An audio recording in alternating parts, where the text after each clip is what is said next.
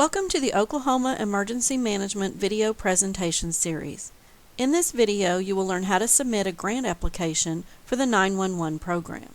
Only governing authorities of a primary or secondary PSAP will be eligible to apply for this grant.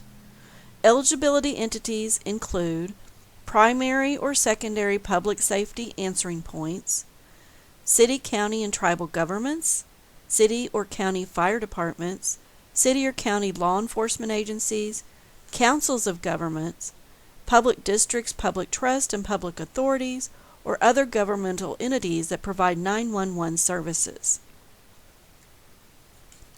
The grant cycle. The award notification can take approximately 4 to 6 weeks or longer. If additional information is requested from you, or an RFI is requested, it could take additional time. The 2019 grant program funds will expire September 30th of 2022. Applicants must plan ahead to complete the project, request all your reimbursements, and close the project before March 30th of 2022. Electronic and/or print records must be kept for 3 years after the closeout of the project for auditing purposes. The applications will be accepted and reviewed every 60 days until all the funds have been depleted. Applications will be collected on the 15th of each even month, so February, April, June, August, October, and December. A 20% cash match is required for all projects except for your training projects. This is a reimbursement grant, so expenses must be paid up front by the applicant. Funds will then be reimbursed for eligible expenses once proper documentation is submitted along with your reimbursement request.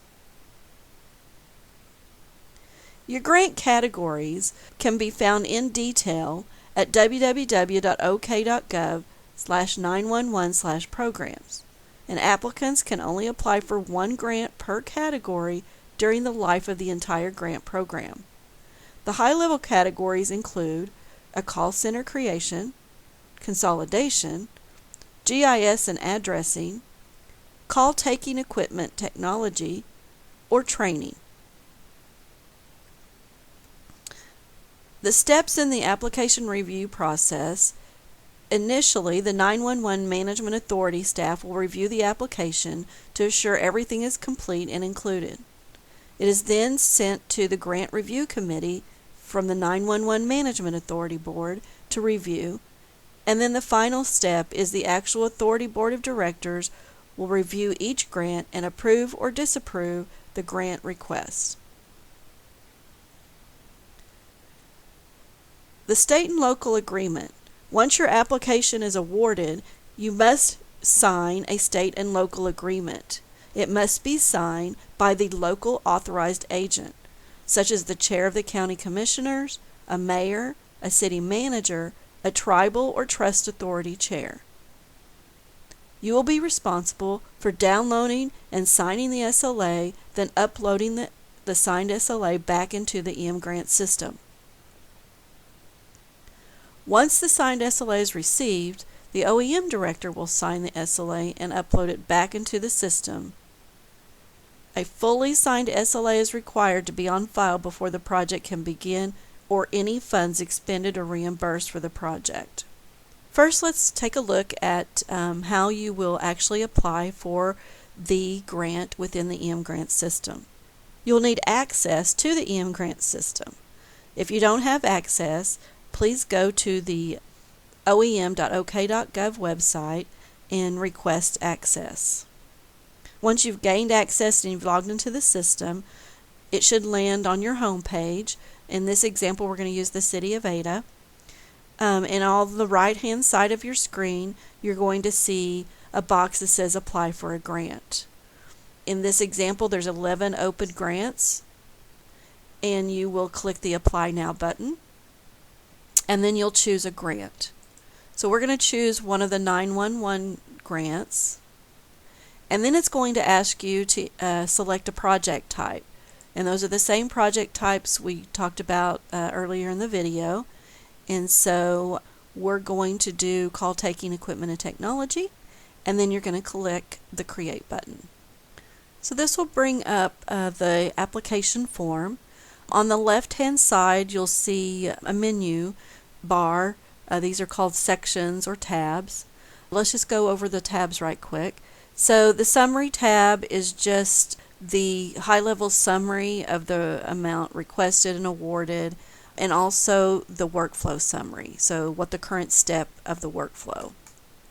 The form are all the forms that you'll need to fill out for the application, and you'll see here that there are 5 sections, an introduction section, and as you click on these, it will change the section on the right-hand side, the information.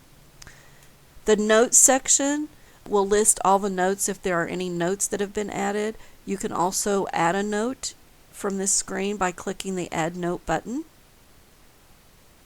The Documents section will list any documents that have been added to the application, so supporting information. You can also add documents by scrolling down to the bottom of any page, and you'll see that you have an Add Document button. So you can click on that, and it works very much like Microsoft Office, where you just select a file to upload.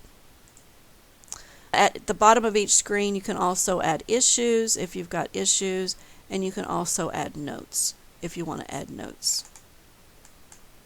The workflow will tell you what step the application is in, and you can tell that by the green bar over here on the left. And so right now we're in the submission step. And then the history tab will give you all the history when it's created and when it's moved from one step to the next, with the date and the timestamp and the person that did it. So here you're going to see it was created on August 22nd by me. So let's go back to the form. You'll need to complete all 5 sections in the form. So it will default to your introduction. You'll need to enter your project title, your primary and authorized contact. From here, if your jurisdiction doesn't have contacts, you can actually create a new contact. You'll need your federal ID, tax ID, your project category. So it's a subcategory within the major category, so we selected equipment, so then it's going to ask you what type of equipment it is. And then the project start date and the project end date. You'll also be asked to enter all the PSAPs that are going to be affected by this project, and you can add multiple by just clicking Add Line, and then you'll select the various PSAPs that are going to be affected and whether they're going to be the primary or the secondary on the project.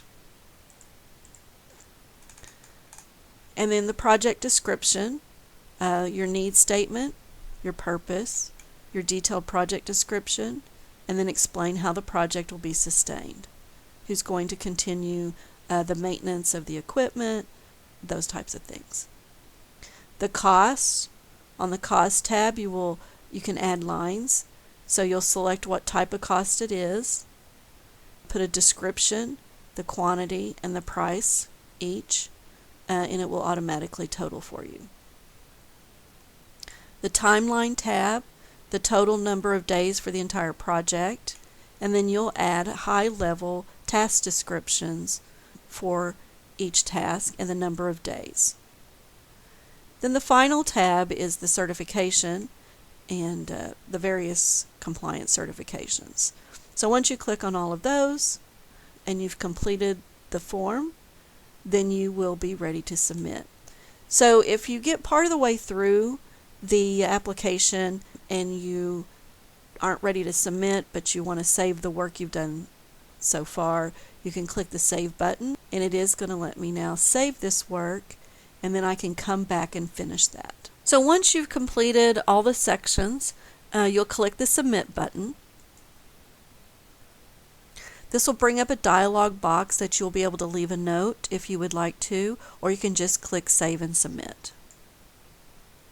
Once the application has been successfully submitted, you'll get your confirmation screen. From here, you can just close the screen. Be sure to watch our additional videos on our YouTube channel, the overview and architecture of the mGrant system in basic access and navigation. If you have questions, please feel free to email us or give us a call. Thank you.